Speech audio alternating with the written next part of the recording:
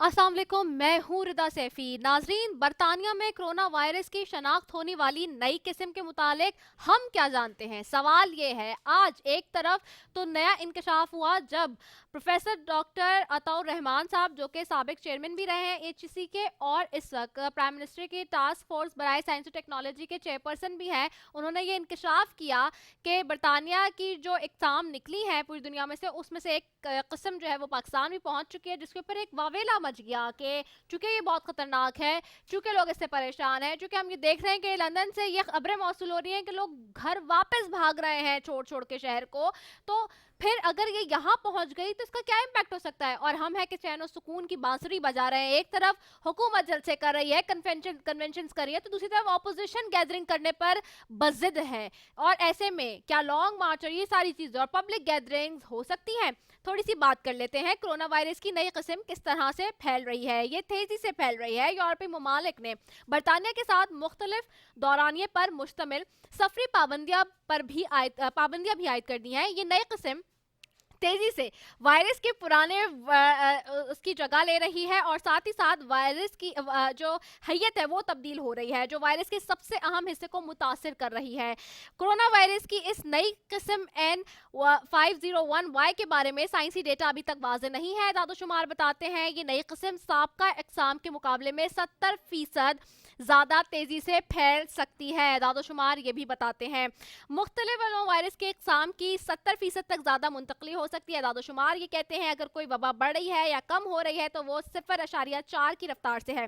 बरतानवी chief scientific officer ने नई किस्म को VUI का नाम देते हुए कहा है कि ये तेजी से फैल रही है और इस नए किस्म में 23 मुख्तलिफ जीनियाती तब्दीलियां हुई हैं। बेशतर का ताल्लुक वायरस के उन हिस्सों से है जो वायरस को इंसानी खलियात जकड़ने में मदद देते हैं। ये नई किस्म सबसे पहले सितंबर में सामने आई थी। नवंबर के वस्त में लंदन में 28% नए केसेस इसका नतीजा थे, जबकि 9 दिसंबर तक ये शरह 62% तक पहुंच चुकी है, जो कि बरतानवी चीफ साइंटिफिक ऑफिसर कह रहे हैं।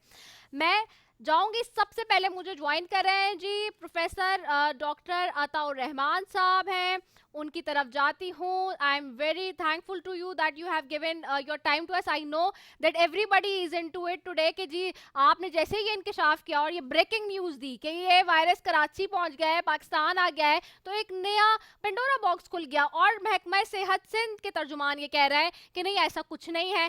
सो आखिरकार ये कॉन्स्पिरेसी है या ये वाकई ऐसा कुछ है? मुझे प्लीज बताइएगा। जी शुक्रिया। दरअसल टेलीविजन पे जो रिपोर्टिंग होती रही है ये बिल्कुल गलत होती रही है। मैंने ये कभी नहीं कहा कि बरतानिया से ये स्ट्रेन पाकिस्तान आ गया है या ये वही चीज है जो कि बरतानिया में पाई गई है। जो मैंने ये कहा था कि जो म्यूटेशंस जो कि बरतानिया में इस स्ट्रेन में पाई गई हैं जिससे स्पाइक प्रोटीन के प्रोडक्शन पे असर पड़ता है, उससे मिलती जुलती कुछ वैरायटी स्ट्रेन हमें कराची यूनिवर्सिटी में जो हमने 48 samples Zameer Rahman centre for genomics research में एनालाइज किए हैं, तो वहाँ भी हमें ऐसी जेनेटिक चेंजेस मिली हैं जो स्पाइक प्रोटीन्स पर असर करती हैं। ये वो वाली स्ट्रेन नहीं है जो बरतानिया में है, न ये कोई सबूत है कि बरतानिया से यहाँ आई है। ये वायरस म्यूटेट कर रहा है, मुख्तलिफ ममालिक में म्यूटेट कर रहा है। 109 म्यूटेशंस अलग अलग हमें कराची यूनिवर्सिटी में हमारे इदारे में हमने डिटेक्ट करी हैं। तो ये जो है ये एक म्यूटेटेड वैरायटी है। ये कितना एग्रेसिव है, क्या ये उससे ज्यादा एग्रेसिव है जो पहले वायरस था या कम एग्रेसिव है, इसके बारे में कुछ कहना कबल वक्त होगा। ये जो टेलीविजन में जो रिपोर्टिंग की है मुख्तलिफ चैनल्स ने, ये बिल्कुल गलत रिपोर्टिंग की है। ऐसी कोई बात नहीं कही गई कि बरतानिया की स्ट्रेन पाकिस्तान में आ गई है या ये जो स्ट्रेन है ये उसी तरह एग्रेसिव है जैसे कि बरतानिया की स्ट्रेन है। इससे कोई काम नहीं हुआ। ये सिर्फ ये हमने डिस्कवर किया है कि इसमें भी उसी तरह की मिलती जुलती म्यूटेशन हुई हैं जिसमें जो स्पाइक प्रोटीन जो जीन्स प्रोड्यूस करती है। ये वायरस जो है एक मॉलिक्यूलर फुटबॉल की तरह होता है, इसमें मुख्तलिफ छोटे छोटे कांटे लगे होते हैं, उसमें स्पाइक प्रोटीन्स कहलाती हैं। उसमें जो प्रोटीन्स होती हैं उसमें तब्दीली हो जाए तो उसके बिहेवियर में उसके एग्रेसिवनेस में हो जाता है। यही तब्दीली बरतानिया में देखी गई है। कुछ जीन्स में हमें भी ये तब्दीली मिली है, लेकिन उन जीन्स जो बरतानिया में देखी गई है मुख्तलिफ जीन्स में तब्दीलियाँ देखिए वो इस स्पाइक यूज करने वाले जीन्स हैं उनमें देखी गई हैं। तो गलत दी है ये मुख्तलिफ चैनल से, अगर ये कहा गया है तो। ओके, ये अच्छा है कि ये क्लैरिफिकेशन आपने दे दी और अभी हम इसको ब्रेकिंग के तौर पे चला भी लेंगे और चला भी रहे हैं। आपके ये टिकर्स के जो ये खबर चली उसको गलत करके पेश किया गया और अब आपने इसकी क्लैरिफिकेशन दे दी है। बहुत शुक्रिया कि प्रोफेसर डॉक्टर तौर रहमान साहब आपने इसकी क्लैरिफिकेशन दे दी। साथ मुझे सिर्फ ये बताइएगा, चूंकि आप प्राइम मिनिस्टर के इस वक्त टास्क फोर्स के चेयरपर्सन है साइंस एंड टेक्नोलॉजी के, you know very well things, vaccine कब तक आ रही है और साथ ही आज चुके 6 माह के दौरान एक रोज में रिकॉर्ड हलाकतें हुई है पाकिस्तान में, हाउ कंसर्नफुल इट इज? जी, ये वैक्सीन तो 2 कंपनियों की तो इस वक्त मार्केट हो रही है, जो कि फाइजर और मॉडर्ना है, दोनों अमेरिकन कंपनियों की। जो रशियन वैक्सीन है फेस की क्लिनिकल ट्रायल्स नहीं हुए तो बहुत बड़ा सवालिया निशान है कि किस हद तक वो सेफ होगी। चाइनीज कंपनीज, एक्चुअली इस वक्त 9 कंपनियां हैं जिन्होंने या तो फेस की क्लिनिकल ट्रायल्स मुकम्मल कर लिए हैं या मुकम्मल करने वाले हैं। बहुत से ममालिक में मुकम्मल कर लिए हैं। इनमें 4 कंपनियां जो हैं अमेरिका की हैं, 3 कंपनियां चाइना की हैं, एक बरतानिया की है एस्ट्राजेनेका। और तो ये सब, इनमें से कौन सी वैक्सीन कामयाब होती है, इफेक्टिव होती है, कौन सी कम इफेक्टिव होती है, ये सिर्फ वक्त बताएगा। क्लेम्स तो सब कर रहे हैं कि 90 से लेकर 97% कामयाब है। पाकिस्तान के लिए मेरे ख्याल से सबसे ज्यादा मौजू वैक्सीन जो होंगी वो चाइनीज होंगी, क्योंकि इनके साथ अरेंजमेंट हुआ है कि ये मुनासिब दाम में और तरजीही बुनियाद पे पाकिस्तान को दी जाएंगी। लेकिन मगरिब की वैक्सीन जो है वो भी इम्पोर्ट की जा सकती हैं अगर वो मुनासिब दाम में पाकिस्तान को मिले। कब तक आएंगी? ये अगले महीना 2 महीने में आनी शुरू होंगी, लेकिन इतनी तादाद में कि हमारी 15-20 करोड़ अफराद को कवर कर लें, इसके लिए आपको कोई साल 1.5 साल लग सकता है कि इसकी इतनी बड़ी तादाद में आके और डिस्ट्रीब्यूट हो जाए। जी, अच्छा okay. Professor doctor Ataur Rahman साहब, लास्टली मुझे सिर्फ ये बताइएगा कि हम ये देखते हैं कि जो हमारे इस वक्त, जैसे कि आज मैंने जो दोबारा ये कहना पड़ेगा कि 6 माह के दौरान एक रोज में रिकॉर्ड हलाकतें हुई हैं, हमें कितना कंसर्न फुल होना चाहिए, कितना कॉशियस होना चाहिए? आप वज़ीर आज़म साहब को इस पे क्या अब तक आपने क्या एडवाइस किया है? ये बहुत ही खतरनाक सिचुएशन है इस वक्त, क्योंकि वायरस म्यूटेट कर रहा है और इसकी कुछ ऐसी म्यूटेशन भी हो सकती हैं जो बहुत ज्यादा एग्रेसिव हो। तो इस वजह से हमें मेरे ख्याल से 3 इकदाम करने चाहिए। नंबर 1, जो सोशल डिस्टेंसिंग में जो पहले जो डिस्टेंस था उससे ज्यादा बढ़ा देना चाहिए। पहले 6 फुट था, अब 10 या 12 फुट की सोशल डिस्टेंसिंग रखनी चाहिए ताकि करीब ना हो लोगों से। नंबर 2, मास्क लगाने पे सख्ती करनी चाहिए। तीसरे, हवाई जहाज के अंदर जो सफर है उसके अंदर उसी तरीके से एक सीट खाली और एक चीज भरी हुई, क्योंकि हवाई जहाज बंद 2 घंटे तक आप बैठते हैं और एक बंद केबिन में आप सफर करते हैं तो वहाँ चांसेस बहुत ज्यादा होते हैं। और चौथे दफा 144 लगा देनी चाहिए मेरे ख्याल से मुल्क में, ताकि कोई जल से जुलूस ना हो सके, क्योंकि वो फिर कत्लेआम होता है। अगर 25-30 हजार लोगों को जमा करेंगे तो उससे यकीनन ये आग की तरह फैलेगा। ओके, बहुत शुक्रिया प्रोफेसर डॉक्टर अताउर रहमान साहब, टास्क फोर्स के चेयरमैन प्राइम मिनिस्टर के बराए साइंस और टेक्नोलॉजी हमारे साथ थे। And he said that we really need to be very cautious and concernful about this type of virus, जो कि अब उसकी म्यूटेशन और जिस तरह से उन्होंने बताया जो इस सेकंड स्पाइक है, that is very dangerous of course. I am moving for a short commercial break and when I will be back more guest will be here in the studio.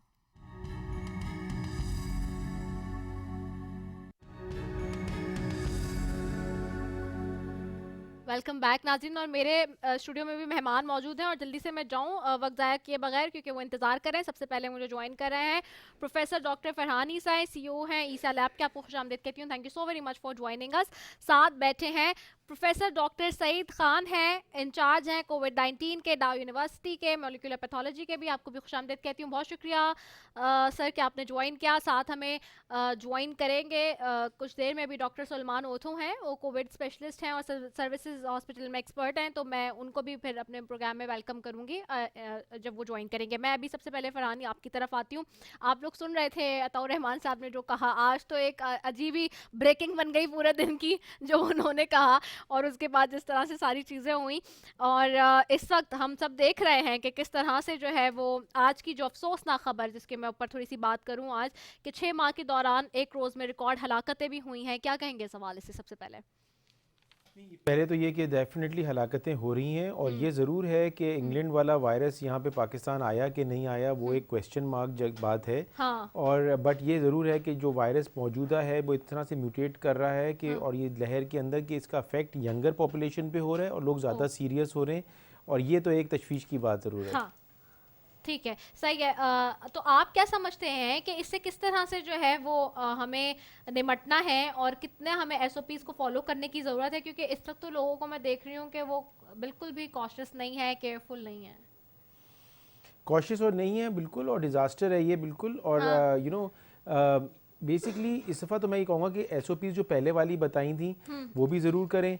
अब प्रोफेसर अतार रहमान साहब जो distance बढ़ाते चले जा रहे हैं ना, मेरे ख्याल से उससे बेहतर है कि लोग बाहर ही ना निकलें, क्योंकि अनफॉर्चुनेटली इतना ज़्यादा दूरियां हो जाएंगी और वो पॉसिबल नहीं है कि वो 6 से 8-10 फीट और इस तरह से हो सके।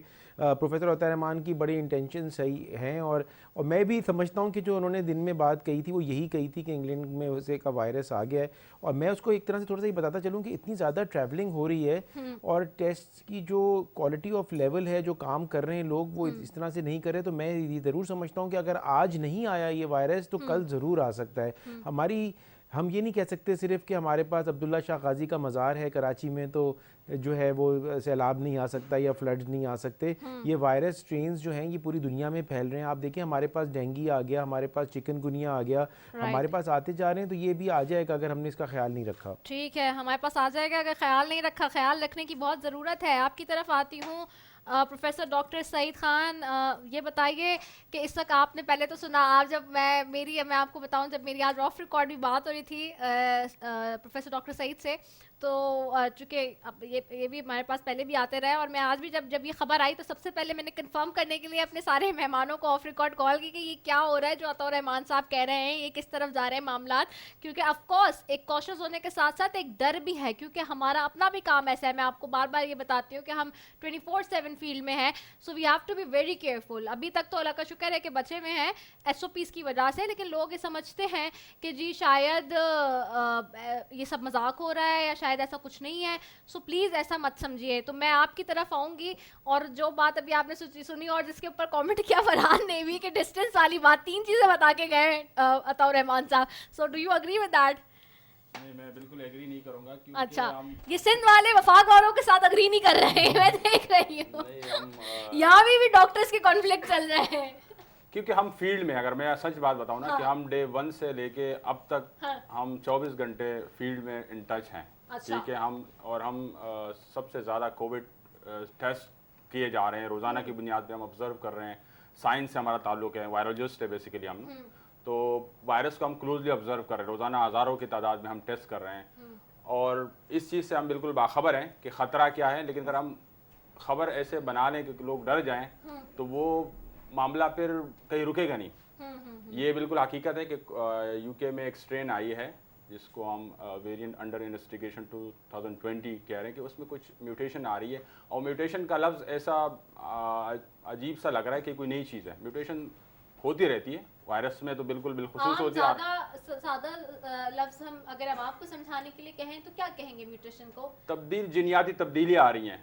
और जिनियाती तब्दीली एक नॉर्मल अमल है, इंसानों में भी हो रही है। जिनियाती तब्दीली आती रही, वेरिएशन आती है, इसलिए हमारी सबकी शक्लें मुख्तलिफ है, क्योंकि जिनियाती तब्दीली हमारे में है, क्योंकि जेनेटिक्स चेंजेस थोड़ी बहुत। ये वो जिन वाली नहीं है, हाँ, प्लीज, ये जेनेटिक वाली बात हो रही है, जीनियाती बेसिकली जो बात हो रही है। बिल्कुल, तो ये वायरस में भी आती रहती है। वो इसको हम एडॉप्टेशन कहते हैं कि ये बेसिकली जानवरों का वायरस था, वो इंसानों में मुंतकिल हुआ, तो वो एडॉप्ट हो रहा है, अपने आप को एडजस्ट कर रहा है। तो वो चेंजेस आना जो है कोई गैर मामूली बात नहीं है। इसमें अच्छी तब्दीलियां भी आएंगी और कुछ बुरी भी आएंगी हमारे लिए।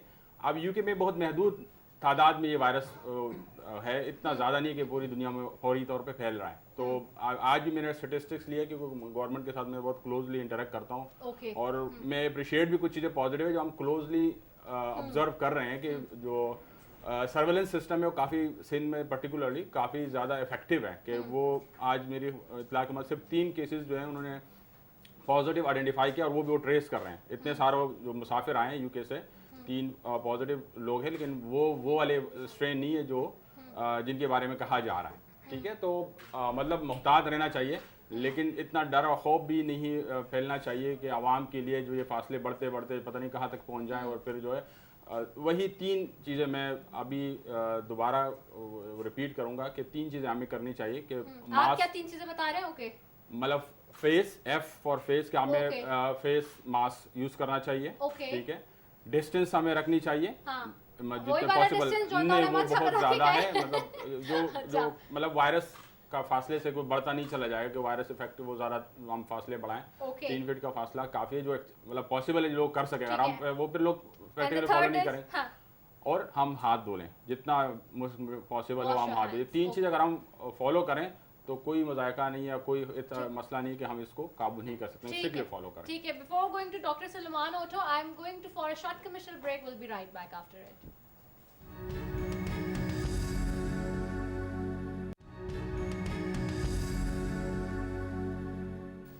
वेलकम बैक नाजरीन। और मेरे पास आज इंतहाई ख़ास मेहमान इस तक के हवाले से अगर मैं कहूँ तो गलत नहीं होगा हैं। आज तीनों मोअज़्ज़ज़ मेहमान जो बैठे हैं इस स्टूडियो में। अब मैं जाऊँ डॉक्टर सलेमान ओटो साहब की तरफ। Sir thank you so very much, एक तो आपने हमें ज्वाइन किया, और सबसे पहले ये तो बताइए कि आज ये अफसोसनाक खबर है मुल्क के लिए कि जी कोरोना में 6 माह के दौरान एक रोज़ में रिकॉर्ड हलाकतें हुई। सबसे पहले आप इसके ऊपर क्या कहेंगे? देखिए, अब इसमें देयर आर 2 एस्पेक्ट्स के जैसे मुझसे पहले डॉक्टर साहब ने भी बात की कि सर्वेलेंस हमारी बेहतर हो रही है, we are getting more information, and being a public health person what I can add is के अभी इसमें ज़रूर ऐसी चीज़ होगी सर्वेलेंस के हवाले से कि बहुत सारे हमारे पास रिपोर्ट नहीं भी हो रहे होंगे। Okay so I mean this is point of concern of okay course, but for sure yes. लेकिन कोई इसमें खुदा न खास्ता ऐसी खौफ वाली बात यकीनन नहीं है, इन द सेंस कि देयर आर वेरियस रीजंस। मतलब डेथ के एक फिगर्स को हम लेके उसको बेंचमार्क नहीं बना सकते, इट शुड नॉट बी। तो हमें एक ओवरऑल सिचुएशन देखनी है। अगर आप मुझसे पूछें तो मैं ज़ाती तौर पे इस बात के उसमें हूँ कि what I have seen is के we are going towards a plateau. अब वो जो एकदम से तेज़ी आई थी वो हमें स्टेबल होती हुई नज़र आ रही है। Okay So number of patients which I am receiving, and we most are, I mean, in the field and we are looking at them. तो खुदा न खास्ता ऐसी कोई खौफनाक बात अभी तक हमारे पास रिपोर्ट नहीं हुई है, और वो दोनों सूरतों से है कि हम जो पेशेंट देख रहे हैं और जो लोग हमसे रब्ता कर रहे हैं इस हवाले से। ओके ये ज़रूर हुआ है कि जैसे आज ये बात आई कि क्योंकि यूके में एकदम से ये उनका जी। सीज़न है, हाँ और वैसे ही रश होना था, और अचानक से ये एक नया उनके पास एक जैसे Strain आई है, जी। स्ट्रेन आई है, और वो उनके लिए एक उसको कंट्रोल करना। Now this is the point of the health system कि उनका सिस्टम कितना उसको रिएक्ट कर पा रहा है, कंटेन कर पा रहा है। उस हवाले से तो ये अहम चीज़ है। लेकिन as far as the virus is concern, इसमें कोई ऐसी एबनॉर्मल चीज़ या खुदा न खास्ता कोई खौफनाक की वाली बात बिल्कुल नहीं। Sir, you all people are of course well connected with the other doctors out ji. of the country as well. The throughout आप लोग का Even- पूरा even outside. हाँ, जी that's what I'm saying कि आप लोग पूरे नेटवर्किंग है आप लोगों का सबका। जाहिर सी बात है आप भी फरहान बाहर भी सारी चीज़ों से कनेक्टेड हैं क्योंकि आपके पास टेस्ट हो रहे हैं ज़्यादा से ज़्यादा, आप लोग गवर्नमेंट के उसमें देख रहे हैं। तो मुझे इस पर थोड़ा सा बताएं कि हम ये 2-4 दिन से बहुत ज़्यादा सुन रहे हैं कि जी जो लंदन में रिपोर्ट हम पढ़ भी रहे हैं कि लंदन में ये रिपोर्ट हो रहा है कि जी लोग भाग रहे हैं वहाँ से छोड़ छोड़ के। ये इस तरह की जो चीज़ें रिपोर्ट हो रही है इसके ऊपर आप तीनों क्या कमेंट करेंगे? वन लाइनर में तीनों आपसे लेना चाहूँगी जी पहले। देखिए, मैं ये समझता हूँ कि थोड़ा सा मेरा डिफरेंट ओपिनियन है ओटो हाँ, साहब से। हाँ, मैं ये समझता हूँ कि केसेस जो हैं वो ज़्यादा बढ़ रहे हैं, प्लेटू अभी बिल्कुल नहीं आया। मैं ये समझता हूँ कि इसका प्लेटू जो मैं एक्सपेक्ट कर रहा हूँ वो जनवरी एंड की तरफ मैं एक्सपेक्ट कर रहा हूँ। ओके हो ये रहा है कि बहुत सारे लोग जिनके घर में एक पॉजिटिव आ जाता है तो वो घर वाले जो हैं वो भी पॉजिटिव, जब उनके अंदर नज़ला खांसी होती है तो वो टेस्ट नहीं करा रहे और वो सेल्फ क्वारंटीन या आइसोलेशन की तरफ जा रहे हैं, जो कि नंबर्स को सही रिप्रेजेंट नहीं कर रहा। दूसरी चीज़ ये हो रही है कि अब क्योंकि इतने अरसे से ये बीमारी चल रही है और डॉक्टर्स भी प्रिस्क्राइब करना सीख गए हैं, तो पेशेंट जब डॉक्टर के पास आता है वो कहता है मुझे ये अलामात आ रही हैं, तो डॉक्टर्स उसको कहते हैं आप टेस्ट करा लें। वो कहते हैं मैं टेस्ट नहीं कराऊंगा, आप दवाइयाँ बता दें, और वो दवाइयाँ डायरेक्टली ले लेता है। तो हमें ना तो वो नंबर्स जो हैं वो काफ़ी मिस हो रहे हैं। अच्छा। और लोग उसकी तरफ आ नहीं पा रहे हैं। और मैं फील नहीं करता कि इस वक्त प्लेटू की तरफ हम आ गए हैं, बिल्कुल कतन नहीं मैं समझता। और मैं ये ज़रूर समझता हूँ कि जो बाहर के वेरिएंट्स हैं अगर हमने ख्याल नहीं रखा वो पाकिस्तान आएंगे, हमें मोहतात भी होना चाहिए और डरना भी चाहिए, लेकिन प्रैक्टिकल तरीके से वाइजली इंटेलिजेंटली NCOC की गाइडलाइन पे चलते हुए ऐसे रहें कि हम काम भी करते रहें और जो है वो इकॉनमी भी चलती रहे। ठीक है, प्रोफेसर डॉक्टर सईद, आप इस पे क्या कहेंगे, जो मेरा सवाल था? जी।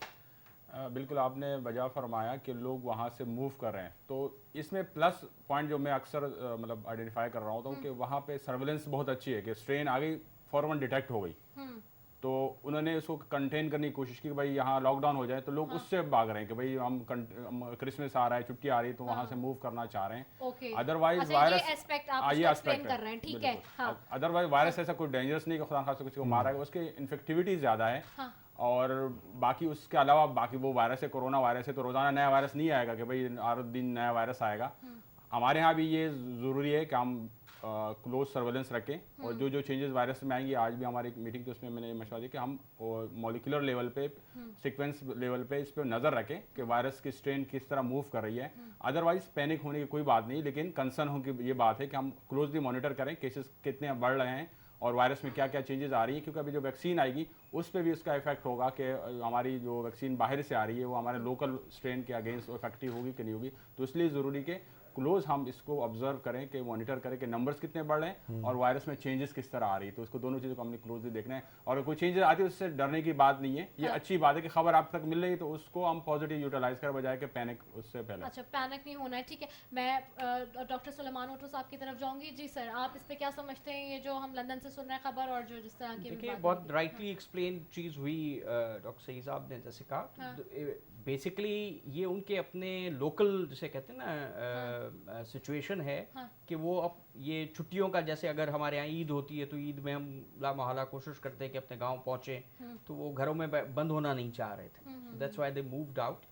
जहाँ तक इस बात का ताल्लुक है कि नया स्ट्रेन आ रहा है, और ये स्ट्रेन तो तब्दील होते रहेंगे, this is very normal of a virus, because उसको भी अपनी सर्वाइवल चाहिए होती है। That is the reason that the virus has come to the humans, and then they are trying to really survival. वो अपने सर्वाइवल की जंग में हैं, हम अपनी सर्वाइवल की उसमें होते हैं, क्योंकि हमें पता नहीं है, हमारी बॉडी उनके बारे में जानती नहीं है, तो जो हमारा इम्यूनिटी रिस्पॉन्स है वो वेरी करता चला जाएगा। और डेफिनेटली दो इम्पॉर्टेंट पॉइंट इज कि ये किसी तरह से जो वैक्सीन आ रही है उस मामले पे ज़रूर इसका होगा, लेकिन देयर आर ओनली 24 चेंजेस, और उनमें से 3 सिर्फ ऐसे प्लेसेस हैं जिन पे कुछ थोड़ा सा जिसे कहते हैं कि कंसर्न है, जो टेक्निकली स्पीकिंग, जिसकी वजह से इसकी अहमियत हुई है। वैसे साउथ अफ्रीका से भी कुछ वो कह रहे हैं कि जी ओरिजिन है और वहाँ से भी आना शुरू हुआ है। So I mean again, but this is part of the process, and this process will go on. अहमियत ये है कि हम इस न्यू नॉर्मल को अडेप्ट कर लें, ठीक, अप्रोप्रिएटली। ठीक है, एक और मैं सवाल करूंगी अब आप लोगों से, और मैं तीनों से चाहूंगी कि उसके ऊपर आप रिस्पॉन्ड करें, क्योंकि मैं जब इवन डॉक्टर सलमान साहब के साथ ऑफ रिकॉर्ड डिस्कस करी थी, तो ये उन्होंने बहुत अच्छा वैलिड पॉइंट रखा। उन्हीं का पॉइंट था जिससे मैंने सवाल ड्राइव किया कि हमारे पास यूजुअली हम ये देखते हैं कि हमारे मुल्क में 30% लोग कंसर्न करते हैं हॉस्पिटल से और वो वहाँ जाते हैं, लेकिन जो बाकी 60 to 70%, 30 to 40%, 60 to 70% जो हमारे पास डेटा कलेक्शन है कम्युनिटी वाइज, कि आखिर हमारे पास कितने रिपोर्ट हो रहे हैं केसेस एक्चुअली और कितनी डेथ्स हो रही हैं, ये हमें कैसे पता चलेगा, और इसके लिए हम क्या काम कर रहे हैं इस पर, और कितनी इस पर काम करने की ज़रूरत है। जी निवेदा, बहुत अच्छा आप इन्फॉर्मेटिव ले रहे हैं, और हम तीनों के डिफरेंट पॉइंट ऑफ व्यूज़ हैं, और यही एक चीज़ जो है ना विजडम कहलाती है, कलेक्टिव विजडम होती है। देखिए मैं ये समझता हूँ कि देखिए इंग्लैंड में क्या होता है कि अगर किसी की डेथ होती है ना, उसकी ऑटोप्सी होती है, they have to find out कि इसका इंतकाल क्यों हुआ है, नॉट ओनली फॉर कोविड, मतलब किसी भी बीमारी के through they have to, mandatory है, हिस्टोपैथोलॉजिस्ट जो हैं वो वहाँ पे ऑटोप्सी करते हैं और वो देखते हैं कि क्यों डेथ हुई है। हमारे यहाँ क्योंकि बहुत सारे रीजंस हैं जिसकी वजह से कोई भी ऑटोप्सी नहीं कराना चाहता, या तो मेडिको लीगल की ऑटोप्सीज नहीं होती, तो जो डाटा अबाउट डेथ्स है वो बड़ा इनकंक्लूसिव है, और इट इज़, बल्कि वो ग्रे एरिया में बहुत ज़्यादा है, इसमें कोई रिलाई नहीं कर सकते। सो इसके लिए पॉलिसी मैटर्स भी आते हैं, लेकिन जैसे अभी एमरजेंसी लगी हुई है, कोविड की एमरजेंसी है, तो डेफिनेटली स्ट्रेटेजाइज होना बहुत ज़रूरी है। इस वक्त देखिए सर्दियों में दूसरी वजह ये आती है, एक तो कोविड इटसेल्फ, लेकिन साथ साथ सर्दियों में ये वायरल डिजीज़, निमोनियाज, एलर्जी, ये ज़्यादा वैसे भी बढ़ जाती है। अगर कोविड ना भी हो तो भी ये इम्यूनिटी को डाउन करती हैं और इफेक्ट ज़्यादा होता है। सो बॉटम लाइन ये आती है कि मैं ये पर्सनली फील करता हूँ कि पैनिक तो नहीं करना चाहिए, जैसे मेरे लर्नेड डॉक्टर्स ने कहा लेकिन इसको लाइटली भी लेना नहीं चाहिए जिस तरह से हम लोग ले रहे हैं। जैसे वजीर आजम साहब ने पहले कह दिया था कि नज़ला बुखार है खाली। जैसे नज़ला बुखार है और ज़रा अब उनको पता नहीं फिर है उसके इसके बाद बारे उन्होंने में। कहा नहीं कि ये नज़ला बुखार ना समझे इसको आप। अच्छा, उन्होंने फिर उसको और करेक्ट भी किया कुछ बिल्कुल दिन आप सही बाद। कह रही हैं। और एक और हाँ। चीज़ मैं बताता चलूँ ना थोड़ी सी, वो ये है कि देखें ये वायरस हमने ये एग्री कर लिया कि म्यूटेट कर रहा है हाँ। और ये हर वायरस म्यूटेट करता है, ओके। लेकिन इसकी अभी रिप्रोड्यूसिबिलिटी जो है वो फास्टर होती चली जा रही है, वो उसका रेशियो बढ़ता चला जा रहा है, नहीं ज़्यादा लोगों को इन्फेक्ट कर रही है।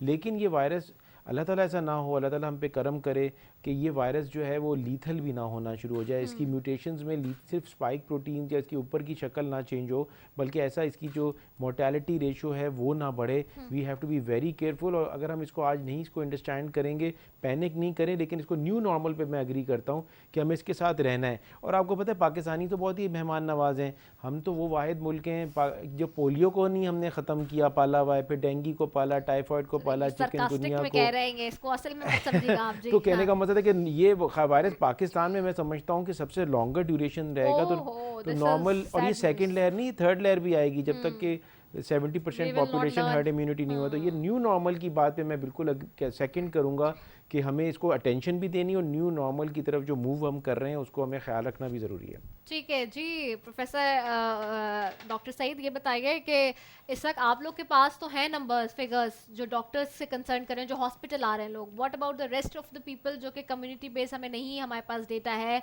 जो लोग डर के नहीं जा रहे हैं हॉस्पिटल, जो लोग घर में कैद हैं, उनका क्या होगा? हाँ, ये एक जहन में मेरी एक और बात आई, बीइंग हाँ। वायरोलॉजिस्ट, वो मैं ऐड करूं कि जी, जी। जो वायरस में जो चेंजेस आ रही हैं, हाँ। इसको हम कहते हैं वायरस फिटनेस कॉस्ट दे रहा होता है। ओके। तो वायरस अगर बहुत लीथल होगा वो सर्वाइव नहीं करेगा, वो अगर एक दो बंदों को मार देगा आगे ट्रांसमिशन ही नहीं होगी।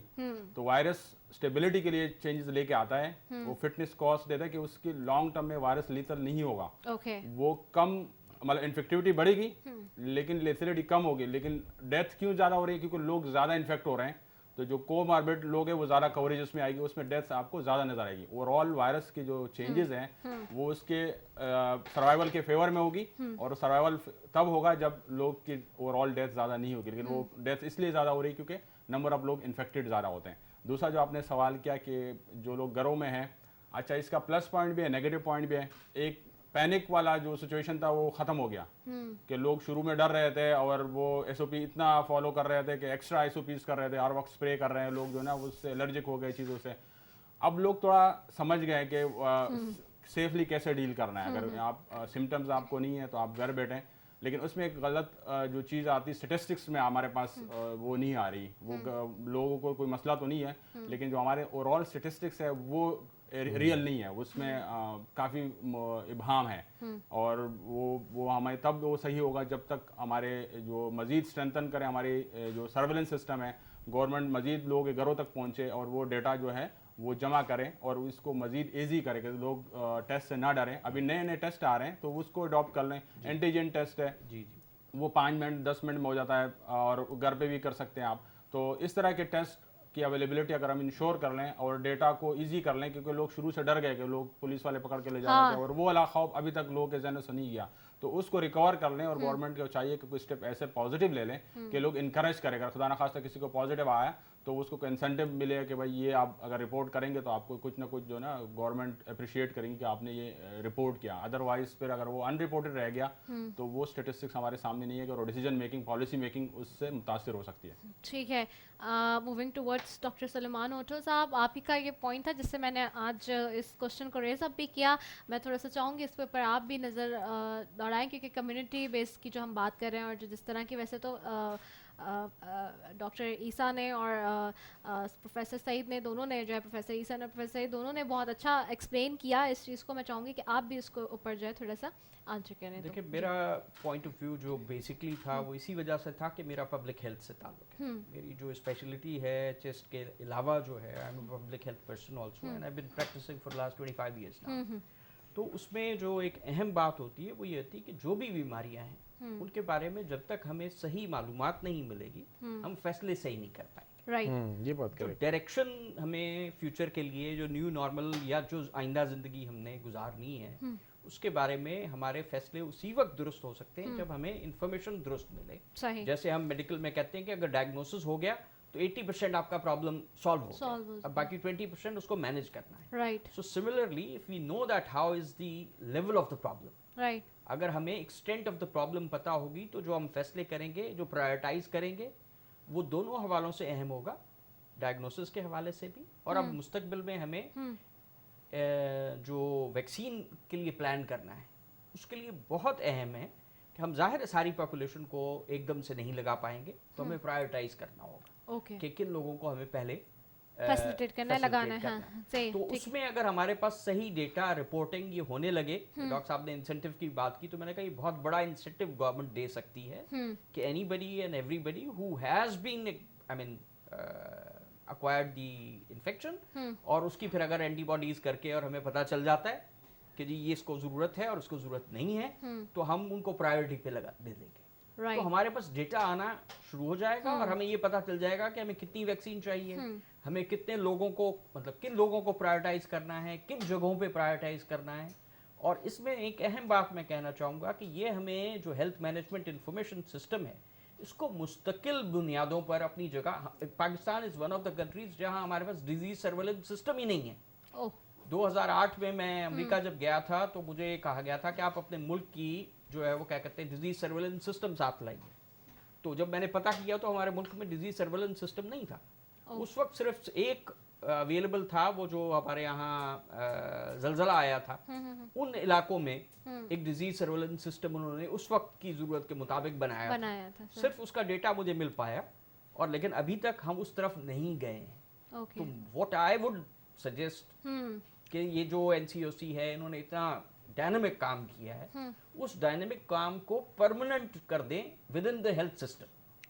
ओके दिस और is a good suggestion, yes as a result ये होगा कि न सिर्फ कोविड बल्कि और तमाम बीमारियां जो हमें पोलियो में डॉक्टर साहब ने कहा कि अभी तक प्रॉब्लम हो रही है, उसके लिए भी हमारे पास हमारे सिस्टम्स क्योंकि उस चीज को रिस्पॉन्ड नहीं कर पाते the way they should be, और that is the biggest point कि जब तक आपकी रूटीन इम्यूनाइजेशन 80% एंड अबव नहीं होगी, आप इस किसी भी बीमारी को जो कि मुतादी बीमारियां हैं उनको रोक नहीं पाएंगे। So that was the point that why I was saying कि आपको कम्युनिटी से भी डेटा मिलना चाहिए। ओके चूंकि डॉक्टर साहब तो सजेशन दे दिया, मैं वन लाइनर आप दोनों से चाहूँगी अगर आप भी कोई देना चाहें आवाम को या फिर गवर्नमेंट के एस्पेक्ट पे तो प्लीज़ जी। मैं तो ये कहूँगा कि देखिए जिस तरह से 18 अमेंडमेंट आया है ना, ये चीज़ें हमेशा स्टेक होल्डर्स को अकोमोडेट करके डिस्कस करके करनी चाहिए। अब एनसीओसी बना है, मैं सेकंड करूँगा, ये पोलियो जैसे ख़त्म नहीं हुआ है क्योंकि हमारी वैक्सीन्स के बारे में र्यूमर्स आ जाती हैं। मैं समझता हूँ ये कोविड को भी ये चैलेंज आएगा, इसकी वैक्सीन को भी। सो पहले से स्ट्रैटेजीज़ बनानी चाहिए कि हम जो है र्यूमर्स में और व्हाट्सएप यूनिवर्सिटीज़ से जो है वो फूल्स ना ग्रेजुएट्स हो रहे हों। ठीक है जी प्रोफेसर साहब। मैं तो उसको इस तरह देखता हूँ ब्लेसिंग्स इन डिस्गाइज, कि कोविड बहुत बुराई चीज़ें आई है लेकिन बहुत अच्छी चीज़ हुई कि कम से कम डॉक्टर जो टीवी पे आ रहे हैं, एक्सपर्ट आ रहे हैं। पहले एक वक्त था कि कोई पूछ नहीं रहा था ना, ठीक है। दूसरा आपका हेल्थ सिस्टम काफी आप मार दे तारे मार दे मीडिया को भी साथ साथ, है ना। हेल्थ सिस्टम हमारा बहुत वीक था, जिस तरह कोविड से पता चला कि हमारा सिस्टम बहुत वीक था।